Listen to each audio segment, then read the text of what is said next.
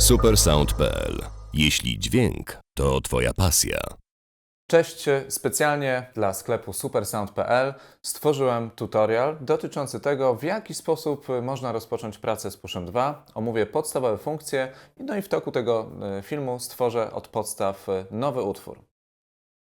Co Wam będzie potrzebne? Będzie Wam potrzebny Ableton Push 2, Ableton Live 9 oraz odpowiednia konfiguracja w oknie preferencji. Zobaczcie, a więc musicie tylko upewnić się, że wybraliście interfejs najlepiej typu ASIO, jeżeli chodzi o pecety.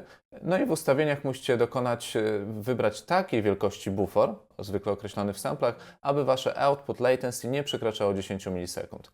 To jest pierwsza rzecz. Drugą rzecz, którą musicie zrobić, to pobrać Supersound Musoneo Push 2 Quick Start. Ten projekt i wystarczy go zaimportować na dysk. W opisie filmu pokażę, skąd go pobrać. Co mamy w projekcie? A więc po pierwsze upewniamy się, że jesteśmy w trybie Node, bo Push działa w dwóch trybach, w trybie Session i w trybie Node. Na początek zacznę od omówienia trybu Node i mamy trzy ścieżki. Pierwsza ścieżka to bębny, druga ścieżka to akordy i trzecia ścieżka to bas. A więc widzicie, w zależności od tego, jaki instrument wybierzemy, klawiatura pełni różne funkcje. Zacznijmy od sprawy najprostszej, a więc od zaprogramowania perkusji. Zatem wybieram sobie ścieżkę bębnów i uzbrajam ją do nagrywania, czyli wciskam rekord, drums. Teraz ta ścieżka jest uzbrojona do nagrywania.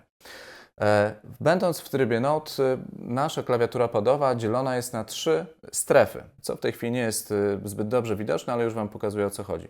Tutaj w tej dolnej lewej ćwiartce mamy po prostu dźwięki perkusyjne. W moim wypadku są tylko dwa, więc sprawa jest prosta. Tutaj w tej ćwiartce będą nam się zapełniać kwadraty w miarę programowania sekwencji, natomiast górna połowa tak naprawdę służy programowaniu. I zobaczcie, kiedy teraz bym wybrał ten dźwięk i zaznaczył te pady,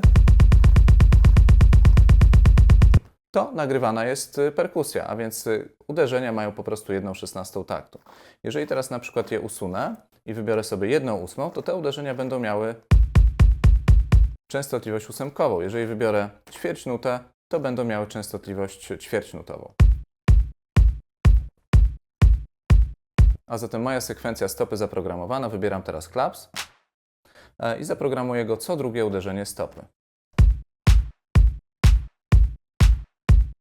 Jak widzicie, nie było to specjalnie trudne. Nie są to próbki pobrane gdzieś, czy skradzione przeze mnie z jakiejś paczki sampli. Stopkę stworzyłem za pomocą takiego instrumentu, który nazywa się D16 Punchbox. Jego recenzję znajdziecie na Musoneo. Natomiast klaps jest połączeniem kilku próbek, nad którymi też dość długo pracowałem, także macie dwa dobre brzmienia. Idźmy dalej. Kolejna ścieżka to akordy. A więc wybieram ścieżkę akordów, uzbrałem ją do nagrywania, upewniam się, że jestem w trybie Node i teraz mogę zyskać dostęp do większej ilości tych akordów, bo jest ich więcej niż 16, kiedy wcisnę dwa razy layout. Raz, dwa. Wciskam dwa razy layout i zobaczcie, mam akordy. A więc taką właśnie sekwencję nagram. Wystarczy, że wcisnę rekord.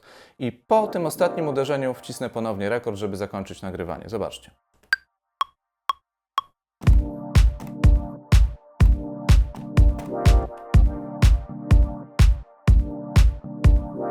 A zatem akordy nagrane. No i trzecia sprawa, bas. W przypadku instrumentów, takich właśnie chociażby jak bas, czy jakieś instrumenty wirtualne, klawiatura Pusha służy nam do wygrywania różnego rodzaju melodii i domyślnie te dźwięki są dźwiękami określonej skali. Zobaczcie zresztą, tutaj zmieniamy oktawy. Mogę grać w ten sposób, bądź, zwróćcie uwagę, teraz ten pad został podświetlony, a zatem wybieram ten, teraz ten i tak dalej.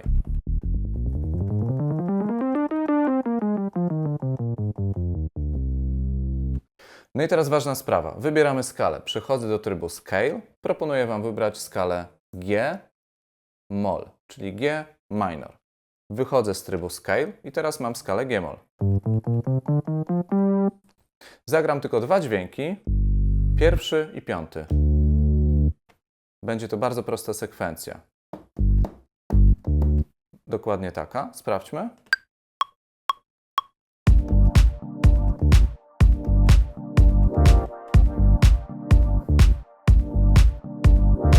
I gotowe. Mamy perkusję, akordy i bas.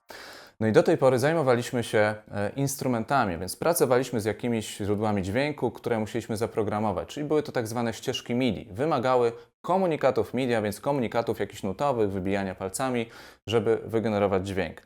Teraz pokażę Wam, w jaki sposób pracuje się ze ścieżkami audio, a więc pokażę Wam też, jak tworzyć te ścieżki. Więc wciskamy Add Track i wybieramy nie ścieżkę MIDI tym razem, ale ścieżkę audio. Klawisz w prawo, Default Track, czyli podstawowy track bez żadnych ustawień i klawisz Load, czyli ten klawisz tutaj pod przyciskiem. Mamy załadowaną nową ścieżkę. Teraz wystarczy, że wciśniemy Clip, a następnie Browse, żeby przejść do wyszukiwarki. W projekcie, który załadowaliście, a więc w projekt Current Project, to jest po prostu projekt, który mamy otwarty, mamy różne sample. I wśród tych sampli na ostatniej dosłownie pozycji znajdziecie klip, który nazywa się Yeah with Silence. Proszę bardzo, ładujemy, klikam Load i mamy już klip. Zwróćcie jednak uwagę, że kiedy pozostaję w trybie Note, żadne pady nie są podświetlone. Nie mogę tu nic wybijać, nie mogę grać. Zatem muszę z trybu Note przejść do trybu Session. Przechodzę do trybu Session i teraz tak, te 3 pady świecą. Świecą dlatego, że one są przygotowane do odtwarzania, a więc żeby odtworzyć ten 4, musiałbym go wcisnąć, żeby po prostu wyzwolić go razem z pozostałymi.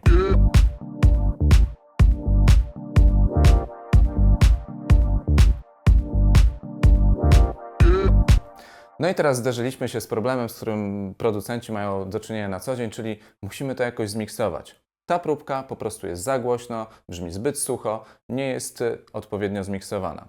W tym celu wybieram tę ścieżkę, a więc wybieram ścieżkę 4, przechodzę do trybu Mix i wciskam jeszcze raz klawisz Mix po to, żeby przejść do ustawień tej konkretnej ścieżki. Proponuję Wam po pierwsze zmniejszyć poziom jej głośności o 10 dB, minus 10 i dodać efektów wysyłkowych.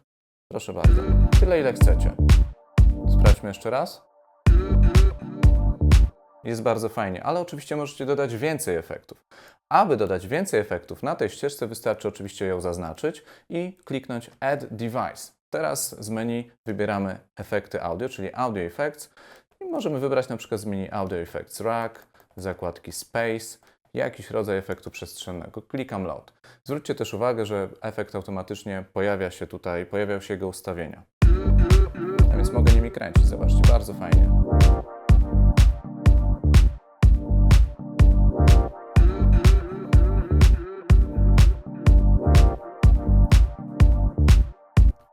No i w zasadzie brakuje nam tylko do szczęścia blach i pokażę Wam, jak zaimportować teraz pętle dźwiękowe. A więc w tym celu utworzę sobie kolejne 3 ścieżki audio.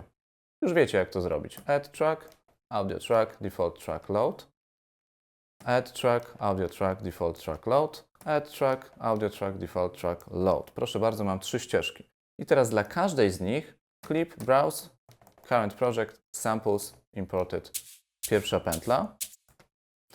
Dla drugiej ścieżki to samo, a więc clip, browse, current project, druga pętla. I dla trzeciej ścieżki clip, browse, current project, trzecia pętla.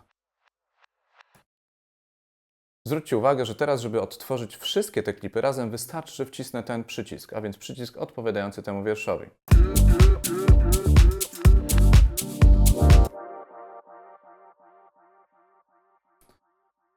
No i skoro mix mamy już za sobą, to pora na mastering, czyli taki finalny szlif na ścieżce sumującej, więc klikam przycisk Master. Możecie ewentualnie przejść do tutaj zakładki Device. Wciskam Master i teraz wciskam Add Device po to, żeby umieścić po prostu tak zwany limiter. I proponuję Wam ustawić tutaj parametr Gain na 4. Sprawdźmy. Gratulacje, właśnie stworzyłeś swój pierwszy profesjonalnie brzmiący podkład. Teraz wystarczy to w jakiś sposób poukładać, podzielić pomiędzy sekwencje i dodać efekty.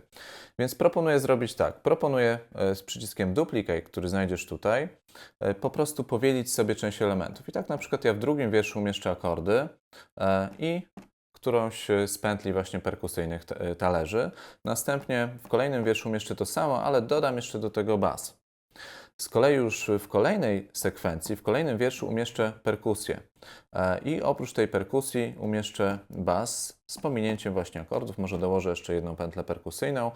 I w kolejnym kółku Dołożę jeszcze do tego kolejną pętlę perkusyjną oraz właśnie ten głos, czyli ten okrzyk dodany. No i na ścieżce master, czyli na tej ścieżce tutaj, pamiętajcie, jestem na ścieżce master, umieszczę sobie kolejny efekt, czyli Add Device, Audio Effects Track i tutaj z zakładki Performance proponuję wybrać efekt Fade to Gray, knob 1 Fade to Gray. Ładuję go, umieszczę go tylko przed limiterem w ten sposób i jestem gotowy do nagrywania.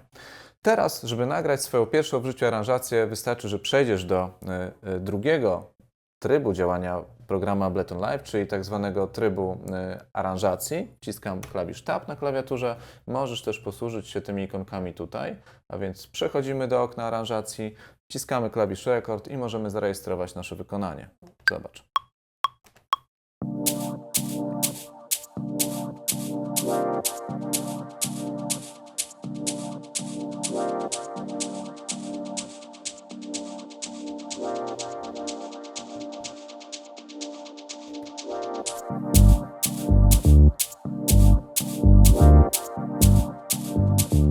Tylko jeden efekt, niczego więcej nie potrzebujemy.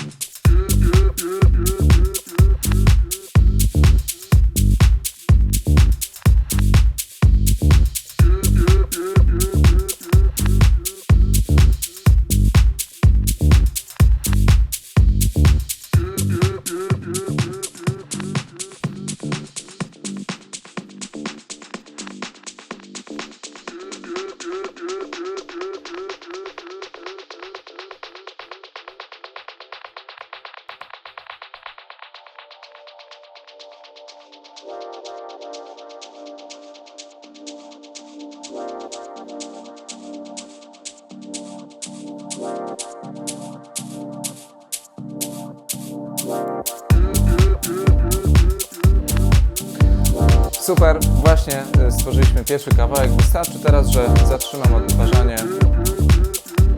I to wszystko, co zostało zapisane tutaj w tym oknie aranżacji, po wciśnięciu tego czerwonego przycisku, mogę dowoli edytować, a więc pierwszą minutę 40 mam już nagraną.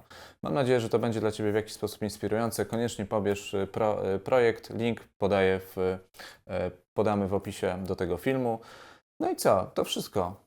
Pozdrowienia dla Super Sound. Dzięki serdeczne. Do usłyszenia.